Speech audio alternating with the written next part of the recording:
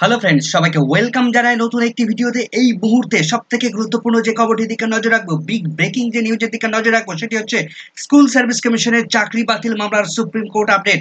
Supreme কোর্টে আজ যে শুনানি হয়েছিল, আজ 29শে এপ্রিল 2024 তারিখে সুপ্রিম কোর্টে যে শুনানি হয়েছে, স্কুল সার্ভিসের 4টি স্তরে শিক্ষক নিয়োগের জন্য যে দুর্নীতি হয়েছিল সেই মামলাটির শুনানির বিস্তারিত আপডেট আমরা জেনে গেছি। ইতিমধ্যে শুনানি কমপ্লিট হয়ে গেছে। সুপ্রিম কোর্টের চিফ জাস্টিস DY চন্দ্রচূড় এবং মাননীয় বিচারপতি JB পার্ডিয়াল এবং মনোজ মিশ্রা স্যার তারা বিস্তারিত শুনানি করেছেন। এবং তবে এই মামলার সবথেকে গুরুত্বপূর্ণ যে বিষয়, সেটি হচ্ছে সুপ্রিম কোর্টে বহু প্রত্যাশিত এবং সবাই আশা করেছিল যে হয়তো আজকের প্রথম দিনেই শুনানিতেই কিন্তু স্টে এসে যাওয়ার সম্ভাবনা রয়েছে, কিন্তু সেই আশা প্রত্যাশা সম্পূর্ণভাবে হতাশা করে দিল, জল ঢেলে দিলেন মাননীয় বিচারপতিরা। অর্থাৎ কোনো রকম ভাবে স্টে অর্ডার দিলেন না। তো কি কি শুনানি হয়েছে বিস্তারিত দেখবো আমরা, কি কি বিস্তারিত আপডেট আমরা এই ভিডিওর মধ্যেই আলোচনা করব।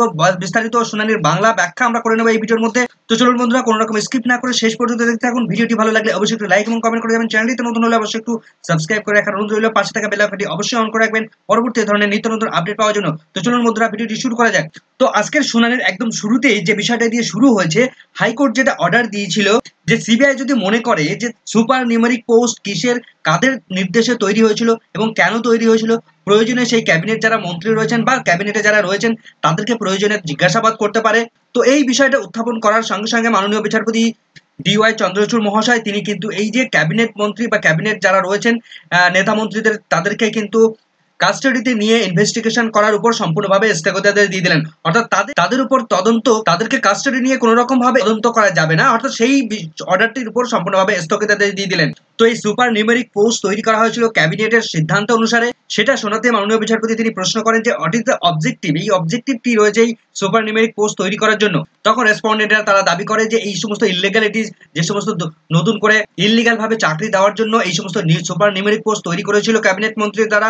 ইতিপূর্বে হাইকোর্টের সিঙ্গেল জাজ ইতিপূর্বে বেশ কিছু চাকরি বাতিল করে দিয়েছিলেন ইতিমধ্যে। সেই মামলাগুলো সুপ্রিম কোর্টে যায় এবং সুপ্রিম কোর্ট থেকে আবার হাইকোর্টে যায় এবং হাইকোর্ট বর্তমানে এই টোটাল 26,000 প্লাস শিক্ষকের চাকরি বাতিল করে দিয়েছে 4টি লেভেলের ক্ষেত্রে।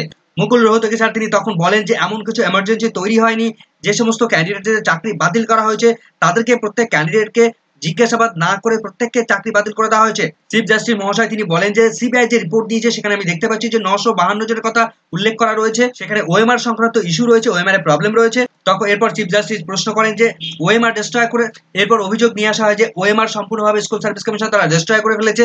তখন চিফ জাস্টিস তিনি বলেন যে কেন ওএমআর এত তাড়াতাড়ি ডিস্ট্রয় করা হয়েছে, কতদিন পর ডিস্ট্রয় করা হলো। তখন লয়াররা বলেন, মুকুল রোহতগি স্যার বলেন যে 1 থেকে 2 বছর পর এই ওএমআর ডিস্ট্রয় করা হয়েছে। তখন চিফ জাস্টিস তিনি বলেন যে if OMR sheet are destroyed, how do you separate valid or invalid candidate.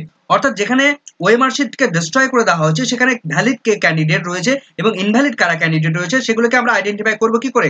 তখন রোহতগি স্যার বলেন যে একটা সেকেন্ডারি ডেটা রয়েছে, সেকেন্ডারি মেটেরিয়ালস রয়েছে তাদের কাছে অ্যাভেলেবেল রয়েছে, সেই তথ্য দেখে বোঝা যাবে কারা ভ্যালিড এবং কারা ইনভ্যালিড।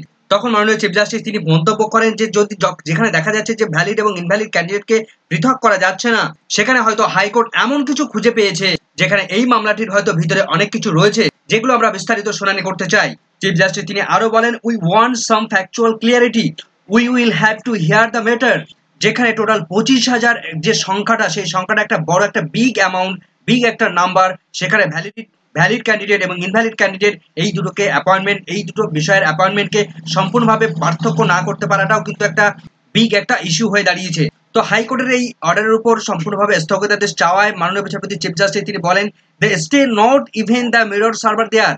আরো বেশ কিছু মামলা এর সঙ্গে ট্যাগ হওয়ার জন্য তারা প্রার্থনা জানায় বেশ কিছু পার্টির পক্ষ থেকে। তখন মাননীয় বিচারপতিরা তারা জানান যে ঠিক আছে, আপনারা সবাইকে অ্যাড হোক এই মামলার সঙ্গে, সমস্ত পার্টিকে আমি একসঙ্গে শুনানি করাতে চাই। এরপর তিনি পরবর্তী শুনানির জন্য তিনি আগামী সোমবার ধার্য করে দিয়েছেন। স্কুল সার্ভিস কমিশনের পক্ষ থেকে আরো গুরুত্বপূর্ণ যে বক্তব্য রাখা হয়, তারা বলেন যে we have made specific submission that we are ready to segregate. অর্থাৎ যেখানে ভ্যালিড এবং ইনভ্যালিড ক্যান্ডিডেট এই দুটো বিষয়ের মধ্যে যে সেগ্রেগেশন করা, এই দুটো বিষয়ের মধ্যে যে পার্থক্য করতে পারা, সেই বিষয়টা স্কুল সার্ভিস কমিশন তারা কিন্তু করতে পেরেছে এবং সেই বিষয়টা তারা সাবমিশন করতে চায়। তো ইতিমধ্যে কমিশনের পক্ষ থেকে তারা জানিয়েছিল যে যে সুপার নিউমেরিক পোস্টটা তারা তৈরি করেছিল সেখান থেকে তারা কোনো রকম ভাবে অ্যাপয়েন্টমেন্ট দেয়নি, কোনো ক্যান্ডিডেটকে তারা অ্যাপয়েন্টমেন্ট দেয়নি। সিঙ্গেল বেঞ্চ স্টেট শুধুমাত্র সেখানে একটা ক্যান ফাইল করেছিল। তো তারাই সেই ক্যান ফাইলটা উইথড্র করতে চেয়েছিল, কিন্তু সেখানে সেই ক্যান ফাইলটাকে উইথড্র করতে দেওয়া হয়নি। তখন সিবিআই তদন্ত দিয়েছিল সিঙ্গেল বেঞ্চ, এবং সিঙ্গেল বেঞ্চে সেই অর্ডারটাকে চ্যালেঞ্জ করে ডিভিশন বেঞ্চে যায়। তো সিবিআই যে টোটাল ইনভেস্টিগেশন করেছে সেখানে টোটাল 8,000 মতো ক্যান্ডিডেটকে ইলিগ্যালিটি খুঁজে পেয়েছে। তার পাশাপাশি স্কুল সার্ভিস কমিশন তারাও বেশ কিছু ইলিগ্যালিটিস খুঁজে পেয়েছে। সমস্ত বিষয়গুলো সুপ্রিম কোর্টে সাবমিট হয়েছে। তো যেখানে আমরা আইডেন্টিফাই করতে পেরেছি, যেখানে এত সংখ্যক ক্যান্ডিডেট, যেখানে 8,000 এবং যেখানে আমরা 4,000 প্লাস ক্যান্ডিডেট যে সংখ্যাটা স্কুল সার্ভিস কমিশন তারা জানিয়েছে, সেই সংখ্যাটা আমরা জানানোর পরও কিভাবে টোটাল প্যানেলের উপর এফেক্ট ফেলে দেয়, কিভাবে টোটাল প্যানেলটাকে বাতিল করে দেয়, সেই বিষয় নিয়ে স্কুল সার্ভিস কমিশন তারা প্রশ্ন তোলে। তো মাননীয় বিচারপতি, প্রধান বিচারপতি তিনি প্রশ্ন করেন বা জিজ্ঞেস করেন বা মন্তব্য করেন যে ওএমআর শিট মূল্যায়ন করার জন্য যে নাইসা নামক সংস্থাকে মূল্যায়ন করতে দেওয়া হয়েছিল, সেই সংস্থাকে কোনো রকম ভাবে টেন্ডার দেওয়া হয়নি। দ্বিতীয়ত, যে ডেটা স্ক্যান্টিক যে সংস্থার কথা বলা হয়েছে, যাদের মূল্যায়ন করতে দেওয়া হয়েছিল, নাইসা সংস্থা তাদেরকে দিয়েছিল, এই সংস্থার কোনো সার্টিফাইড ছিল না বা এই সংস্থাকে কোনো রকম ভাবে তদন্ত করতে দেওয়া হয়নি। তা সত্ত্বেও সেখানে তদন্ত করা হয়েছে। তাদের কোনো অথরাইজ ছিল না, অথরিটি ছিল না তাদের, তা সত্ত্বেও তাদেরকে দিয়ে এভালুয়েশন করানো হয়েছে।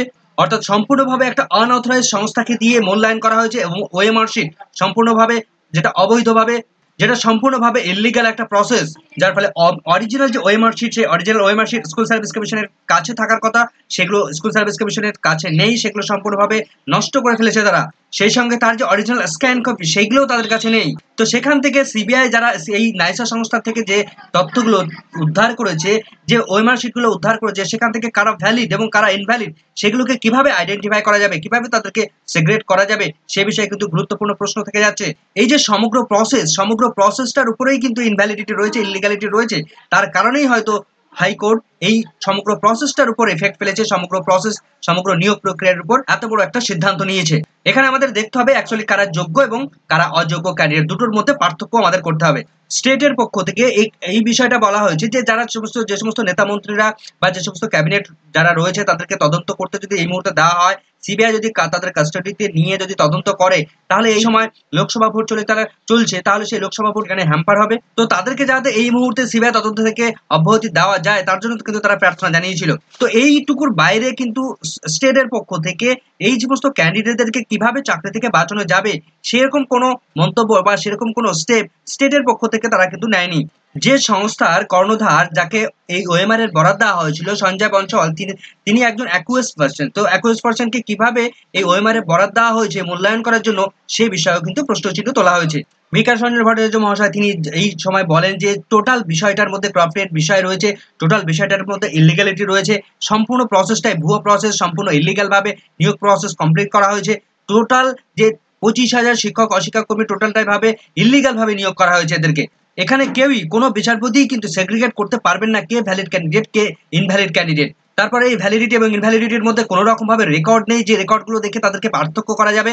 তো মাননীয় চিফ জাস্টিস তিনি বলেন যে এই ম্যাটারগুলো নিয়ে আরো তো অনেকগুলো এসএলপি হবে, ইতিমধ্যেই অনেকে এসছেন, এসএলপি তারা দায়ের করেছেন। তো সেই মামলাগুলো এখনো পর্যন্ত কানেক্টেড হয়নি এই বিষয়ের সঙ্গে। তো সেগুলো কানেক্টেড হোক, সমস্ত বিষয়গুলোকে, সমস্ত এসএলপি গুলোকে আমি একসঙ্গে শুনতে চাই। যারা এখনো কোর্টে আসেননি তাদেরকে আসতে সুযোগ দিন। তো সেক্ষেত্রে তিনি আগামী সোমবার পরবর্তী ডেট দিলেন, পরবর্তী শুনানির জন্য আগামী সোমবার ডেট ঘোষণা করে দিলেন। তিনি যে গুরুত্বপূর্ণ নির্দেশটা দিলেন যে আপনারা এমন একটা এফিডেভিট ফাইল করুন যেখানে এই টোটাল যে 4টি প্রসেস, 4টি নবম দশম একাদশ গ্রুপ সি গ্রুপ ডি, এই যে 4টি প্রসেস, টোটাল কতজনকে আপনারা অ্যাপয়েন্টমেন্ট দিয়েছিলেন, কতজনকে রিক্রুটেড করেছিলেন, কতজনের মধ্যে ইললিগ্যালিটিস রয়েছে এবং কতজনকে আপনারা ভ্যালিড বলে মনে করছেন, সম্পূর্ণ তথ্যটা আপনারা আমার কাছে পেশ করুন। তো চিফ জাস্টিস তিনি আরো মন্তব্য করেন যে যেখানে কোনো রকম ভাবে ওএমআর শিট নেই, যেখানে কোনো রকম ভাবে অরিজিনাল ওএমআর শিট নেই, যেখানে মিরর কপিও নেই, সেখানে সমগ্র প্রসেসটাই প্রশ্নচিহ্নের মধ্যে পড়ে যাচ্ছে। তখন মুকুল রোহতগি স্যার তিনি বলেন যে সমগ্র যে প্রসেসটা করা হয়েছে, ওএমআর শিট সম্পূর্ণভাবে ডিস্ট্রয় করা হয়েছে, সমস্তটা রুলস মেনেই করা হয়েছে। যে টাইম পর্যন্ত এই ওএমআর গুলো সংরক্ষণ করার কথা ছিল, সেই টাইম পর্যন্ত তারা সংরক্ষণ করে রেখেছিল, তারপরে এই ওএমআর গুলোকে ডিস্ট্রয় করা হয়েছে। তো যেখানে ভ্যালিড ক্যান্ডিডেট এবং ইনভ্যালিড ক্যান্ডিডেট দুটোর মধ্যে পার্থক্য করা যাচ্ছে না, তো মাননীয় বিচারপতি তিনি বলেন যে আমি সেখানে ফ্যাকচুয়াল কিছু বিষয় আমি জানতে চাই, যে বিষয়টা থেকে এই দুটো বিষয়ের মধ্যে পার্থক্য করা যেতে পারে। সেখানে তিনি সিবিআই কে পার্টি করার নির্দেশ দেন। তো সিবিআই দ্বারা কোনো রকম ভাবে বা আমরা কোনো রকম ভাবে সমস্ত সামগ্রিক বিষয়ের উপর কোনো রকম ভাবে এই ভ্যালিড এবং ইনভ্যালিড ক্যান্ডিডেটদের মধ্যে কোনো রকম পার্থক্য করা যায় কিনা, সে বিষয়ে আমাদের বিবেচনা করে দেখতে হবে। আপাতত এই মামলার সঙ্গে যারা যুক্ত রয়েছেন তাদেরকে সবার কথা শোনা হবে, কারোর বক্তব্য না শুনে আমি কোনো রায় দেব না। সমস্ত পার্টিরা একসঙ্গে আসার পর তাদের কথা শুনে তবেই আমি ফাইনাল ডিসিশন নেব। আপাতত যারা সার্ভিস করছিলেন তারা চেয়েছিলেন যে আজকে হয়তো সম্পূর্ণভাবে স্টে পড়ে যাবে, কিন্তু মাননীয় বিচারপতি কোনো রকম ভাবে কিন্তু আজ স্টে দিলেন না। শুধুমাত্র ক্যাবিনেটের যারা রয়েছেন, যাদেরকে সুপার নিউমেরিক পোস্ট তারা তৈরি করেছিল, যে অর্ডারটা দিয়েছিল যে এদের উপর সম্পূর্ণভাবে ইনভেস্টিগেশন করতে পারবে, তো সেই অর্ডারটির উপর সম্পূর্ণভাবে স্থগিতাদেশ দিল সুপ্রিম কোর্ট। তো হাইকোর্টের যে সমস্ত যেমন যেমন অর্ডার ছিল সমস্তটাই কিন্তু একই রকম ভাবে বহাল রইল, কোনো রকম ভাবে চেঞ্জ এলো না। শুধুমাত্র একটা বিষয়ের উপর চেঞ্জ এলো, যেটা এই ক্যাবিনেট মন্ত্রীদের উপর কোনো রকম ভাবে আপাতত কাস্টাডিতে নিয়ে তাদেরকে কোনো তদন্ত করতে পারবে না সিবিআই, এই বিষয়টির উপর স্টেপ নিল। তার বাদ বাকি অন্য যে সমস্ত বিষয়গুলো ছিল সম্পূর্ণভাবে কিন্তু আনঅল্টার রইল। সমগ্র বিষয়টা এভাবে শেষ হয়েছে। ভিডিওটি ভালো লাগলে অবশ্যই একটু লাইক এবং কমেন্ট করবেন। চ্যানেলটিতে নতুন হলে অবশ্যই একটু সাবস্ক্রাইব করে রাখার অনুরোধ রইল। পাশে থাকা বেল আইকনটি অবশ্যই অন করে রাখবেন পরবর্তী ধরনের আপডেট পাওয়ার জন্য। সকলকে ধন্যবাদ।